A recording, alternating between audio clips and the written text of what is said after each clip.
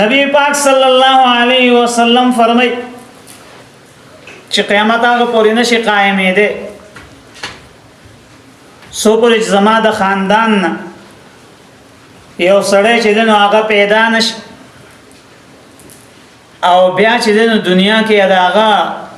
د عدل او د انصاف حکومت قائم نشي او دنیا کې هغه چې دنو صاف سوتره اسلامی حکومت قائم نکي د دجال د راختون مخکي د امام مهدی د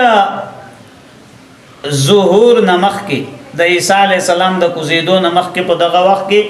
دنیا کې ظلم ناانصافي او کفر او بے حیايي د عروج ته ورس انساني معاشره د انساني اصولونو به واوړي لکه څنګه چې د اسلام نه راتلو نمخ کې چې دنو جهالت دغه شانته دوباره دنیا کې جهالت کفر ظلم دا به انتها ته ورسي نو چې کله دا انتها ته ورسي نو دغه وخت کې به الله جل جلاله چې دی امام مهدی هغه به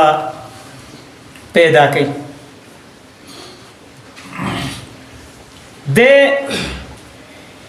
د نبی کریم صلی الله علیه وسلم د لور حضرت فاطمه رضی الله عنها اولاد کې وي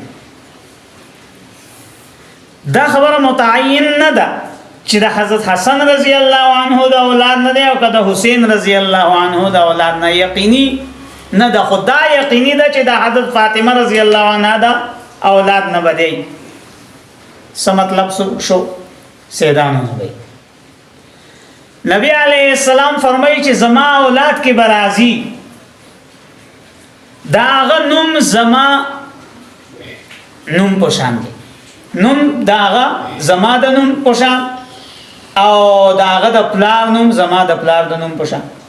دغه سړی نوم به محمد او د پلار نوم به عبد الله او په عمل او په اخلاق او په سیرت کې هو به هو زما پوشان دی 100% زما د دین پابند دی په دې به عمل کوم کې مدینه طیبه کې وځي پیداش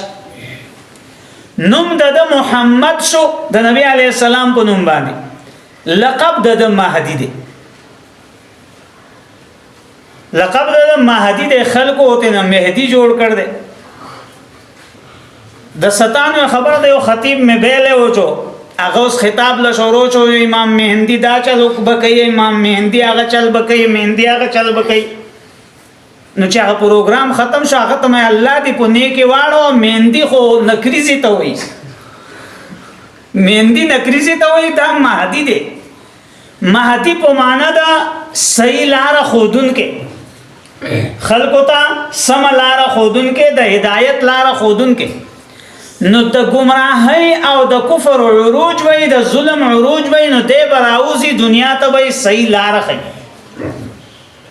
مدینه طیبه کې وای پیدا کیږي د نبی علی السلام په اولاد کې وای محمد بای نوم مهدی لقب د پلار نوم عبد الله دی بلوش او هغه وخت سره چې کوم موجود بادشاہ دغه علاقوي هغه بمړشي خلق بوس نوې بادشاہ ګوري خو جګړه به چې څوک لګو د بغلې د مدینه طیبه نوزي او مکه مکرمه ته ولاړ شي خو مکی خلکو ته چې کله د پته ولګي نو هغه بچی دې راټول شي د بګوري خلک بده لټي حالات بدسي چې مسلمانانو کې چې څوک دغه وخت کې نیکان خلقي هغه بدل لټي چې زمونږ د پیغمبر خبره خو رښتونی دا وخت دا راغل دی نو دا سړی به اوس کم زی نو میلاوی کې به ورته دی په حرم شریف کې دغلته نه به خلق دی په زور نسی او خپل امیر کوي با او د پلاس به بیعت کوي او په دغه وخت کې بچی دی نو الله جل جلاله حضرت عیسی علیہ السلام چې دی هغه د ملائکو په مرګرتیا کې به د بیت الله شریف په منار باندې به راکوزي. نو د او د حضرت عیسی علیہ السلام دواړو دغلته به ملاقات کیږي. بیا به چې دینو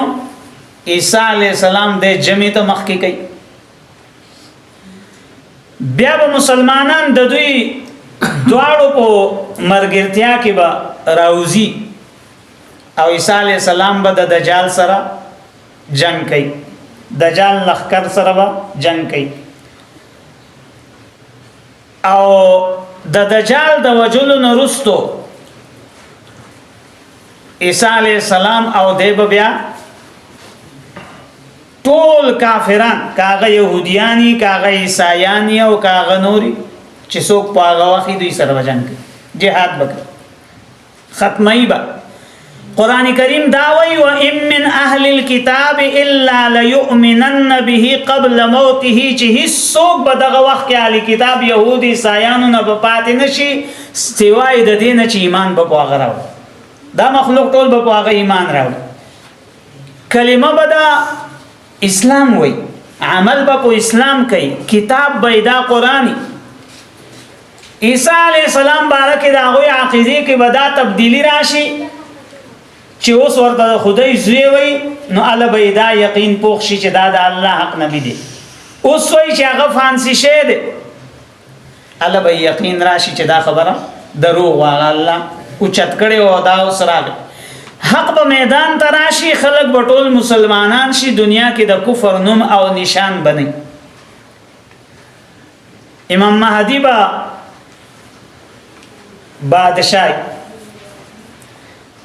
بادشاہت بده کوي نگرانی بده عیسی علیہ السلام مشری بده عیسی علیہ السلام بادشاہت بده کوي. وو کالو نه کالو پوری د بادشاہت خود له شه د حدیث طیبه وو کالو نه کالو پوری بده بادشاہت کوي دا غنور صبح د چې د وفات کیږي. بیا به مسلمانان د جنازه کوي او بیا به چې دنو د دفن کوي. نو دغه ته ویل کېږي امام مهدی چې دا انتهایی د قیامت نږدې زمانه خبرې دي چې نږدې قیامت ته به دوی راځي. عیسی علیہ السلام او د دواړه په یو وخت کې به راځي او دجال به چې دنو هغه دغه وخت کې به راغلی دنیا ته چې دغه باره کې به مونږ ساره وي او بیا به د دوی دغه سره مقابله کېږي. دواړه به په مرګرتیا کې هغه سره جنگ کوي. بیا به دوی اسلامي حکومت جوړي 100% صاف ستره اسلامی حکومت به په دنیا باندې کفر نوم نشان بنئ. د مبارک مونږ واوري چې دیبا وو کالو نه کالو پوری حکومت کوي. سیدنا عیسی علیہ السلام مبارک راضی چې صلیخ کاله باغه جوندې بیا اسمان د کوزیدو نرستو دجال د وجلو نرستو صلیخ کاله باغه جوندې او په روایتو کې راضی چې وعده وکړي او صلیخ کاله جون به تیری صلیخ کاله به بیا دغه په نگرانی کې اسلامی حکومت چلیږي. هغه نرستو باغه وفات کیږي. نبی کریم صلی الله علیه وسلم روزه مبارکه خوا کې ولا زیب اوسګار پروت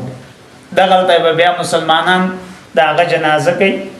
او دغلته باغه چې دنو سپاری به ټول عمل باغه زمون کو دین اسلام باندې کوي. پس دا غینه بیا رو دنیا کې بد تبدیلی برازي خلقو کې بدلون برازي معاشره به بدليږي خو بیا چې تبدیلی شروع شونه ډیر په تیزی سره به خلک ډیر تیزی سره بدليږي تر دې پورې چې اسلام نوم نشان به پاتې نشي. نو چې اسلام نوم نشان پاتې نشو ټول بد کردار خلک راغی. نو الله جل جلاله به اسرافیل علیہ السلام توي چې شپېلې پوکا دا ټول بالکل د آخري زمانه خبرې دي او ډیر زر بکی. دا خود امام مهدی باسو پاتې شو دجال دا ډیر یو خطرناک فتنه ده چې نږدې قیامت ته براوزی او دومره خطرناکه فتنه ده چې ډیر کم خلک بدن پاتې کیږي او زیات خلک چې دی هغه په دغه فتنه کې راشي. نو د دې فتنې په باره کې به سبا ان شاء الله درس کې اورو، ځکه چې نبی کریم صلی الله علیه وسلم فرمایلی دي چې خپل کشران په وخت د ماسوتن کې